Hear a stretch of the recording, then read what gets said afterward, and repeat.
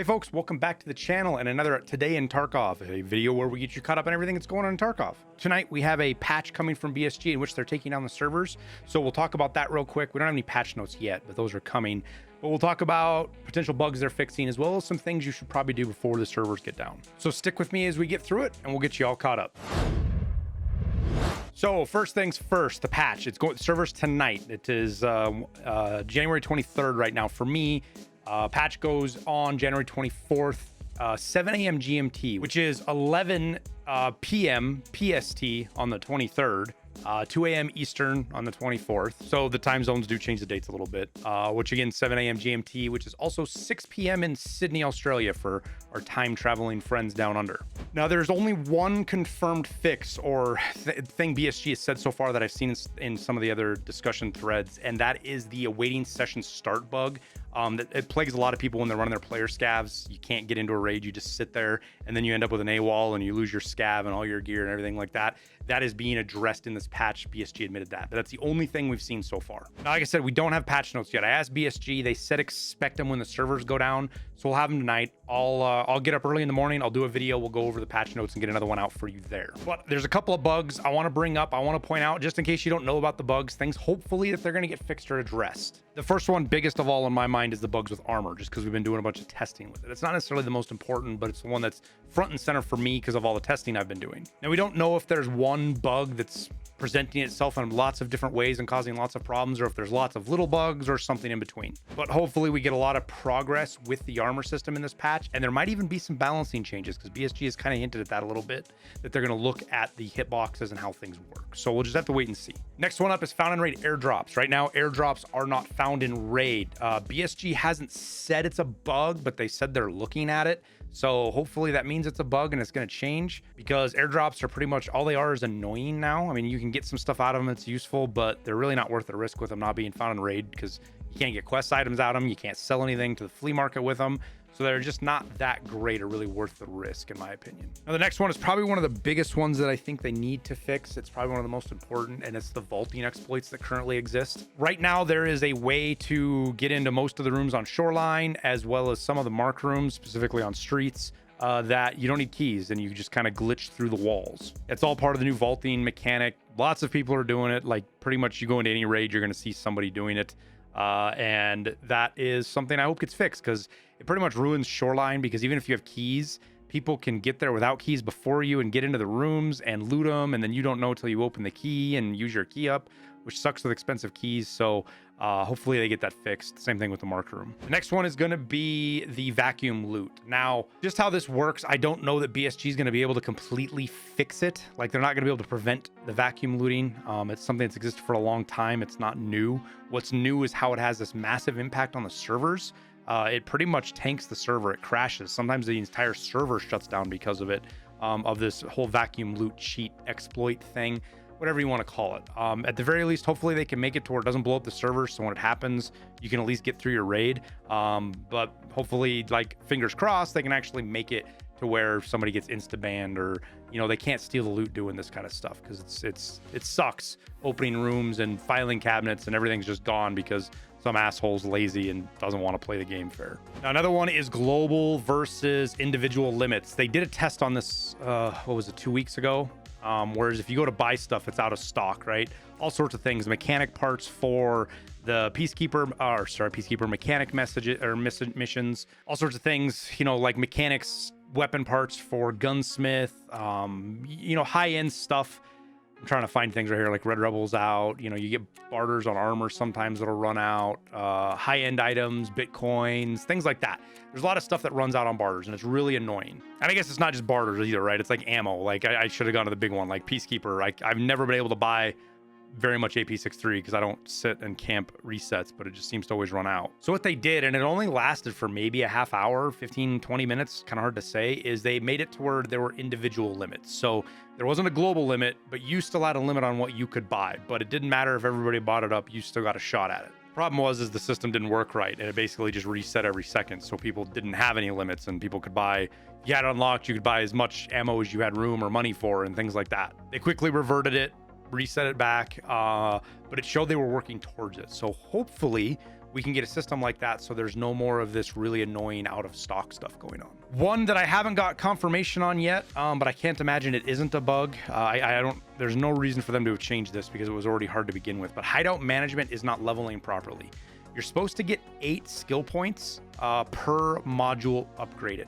Those skill points are not showing up right now. So when you upgrade, you're not getting any. Now, if they fix this, great. It doesn't matter for a lot of us that have already leveled up our hideout a lot. Like for me, literally, I think the only things that I have left to do are solar power's got to finish. I got to do Bitcoin 3 and Intelligence Center 3. So it isn't going to matter a lot for me, but hopefully for other folks, they can get it fixed so that you can actually get those skill points. And it's not an insignificant amount. I did the math once, but I don't remember what it was. But it's like 5 or 10 levels, maybe 15 levels total. Your first 15 levels, because obviously the early ones are easier. It gets you pushed through the low levels of hideout management pretty quickly as you upgrade from level 1, level 2, level 3, sometimes level 4 in some cases. So just keep that in mind, that is bugged, or at least I think it is. There are also issues with left shoulder peaking, handling. Some of the optics, some of the guns bug out completely.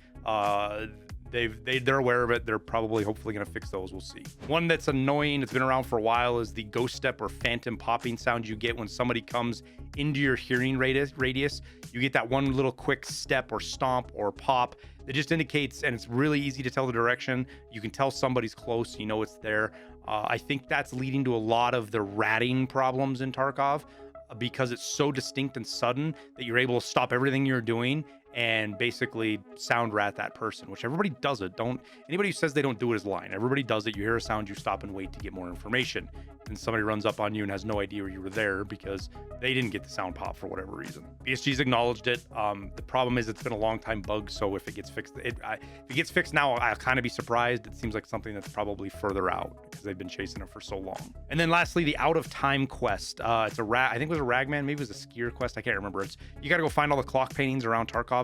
That's been removed because of bugs, so hopefully they've addressed it and can fix it, because the bugs that were affecting those, I believe, are the same ones that make it hard to sometimes pick up items on shelves on like an interchange, or like the CMS kit on Shoreline for the therapist quest, the Sanitar CMS kit. You can get it, it's just hard. Those things are all kind of related, so hopefully they address that and can kind of make things a little bit better. So another thing I want to bring up is Shoreline Keys. I'm trying to find mine here real quick. I have most of them bought. I'm not sure exactly where I have them. Oh, I have them in this key tool. That's right. I got a bunch of my Shoreline keys. This isn't all of them, but if you are looking to run Shoreline, if they do patch it, those keys are going to get much more expensive much more quickly, because there's a lot of people that are able to run Shoreline and they don't need the keys right now. So once they fix that, these keys are probably going to be in much more demand and probably get pretty expensive really quickly. Now, I could be completely wrong about that. They might not go in price at all, but if you plan on running Shoreline, I would get your keys before the patch tonight, because if they do fix it, you're not going to be able to get in there anymore without them. With that also goes the Streets Marked Room key, the Abandoned Factory key. Let me look this up real quick. This is going for roughly what it vendors for, a little bit more. This key's probably on average went for like 1.5 to 2.5 million last wipe, I think. So keep that in mind, that this key could get really expensive really quick. So it might be a good time to buy it and get it out of the way if you have the money to do so. That's a pretty good deal for what you can get out of that room. So that's just another possibility if they patch the vaulting bugs. Now, those aren't the only things that go crazy with the patches in general. When they take the servers down, the flea market goes absolutely nuts. And there's a couple of reasons for this. The biggest one being is people are selling stuff as they raid, right? It's an ongoing process. You run a raid, you sell stuff, and then you're doing that. When the servers go down, there's nobody running raids, so most of the selling stops for a couple hours. But everybody still needs to buy stuff. People need to buy stuff for crafting. They need to buy it for barters. They need to buy it for their hideout upgrades. They need to buy bullets, all that kind of stuff, right? So what you'll see is these huge spikes on the flea market right when the flea market opens up again, because everybody's buying stuff out. So things like wires and CPU fans, printed circuit boards, gunpowders, anything you can think of that people are going to need for barters, just go look and see what barters you use. What are people using for the diaries for the Thor armor or some of this other stuff? Because there's no flow into the flea market, prices go up. and it's a short-lived thing. It only lasts for about a half a day and then it settles out. But if you list stuff before the flea market goes down, like a half hour before, you can sometimes get 2, 3, sometimes 5 times as much what that thing normally sells for. So if you have a big stack, for example, me, I'm gonna have a big stack of vodka I'm gonna sell. That's probably going to go through the roof. You know, moonshines, like I said, CPU fans, printed circuit boards, wires, gunpowders, anything you need for crafting, you're going to be able to make quite a bit more money on when the servers shut down and everybody gets back on and starts buying stuff up. And even before the servers go down, people are buying stuff up to get their craft started right before the servers go down. So it just condenses everything into a specific time instead of spreading it out. So with that said, make sure you're buying up what you need long before the servers go down, because it's just going to be expensive for a while. Now, another thing, quests might get fixed and patched. You know, they kind of did a patch on So Good Part 3. They made it to where you didn't have to damage the armors anymore for this, and So Good Part 1, I think, whatever the Gazelle one is. But it leads to that they're probably going to do more. It's kind of a haphazard fix, right? Just so people could progress, but they're probably going to do more changes to fix it. On top of that, there are still people with bug quests, people that don't have Jaeger unlocked or some Peacekeeper quests that they can't progress because they're bugged out. So when BSG fixes those, quite oftenly you'll see quests get reset. Now, I don't think this happens for everybody. I think this happens if you have a bugged quest and BSG resets that, a lot of your other quests that are progressed might reset too. It's going to suck for me if they reset, because now that means I got to get 2 Zabralos because I've already got 1 turned in. But the last time they did this a couple of days into the wipe.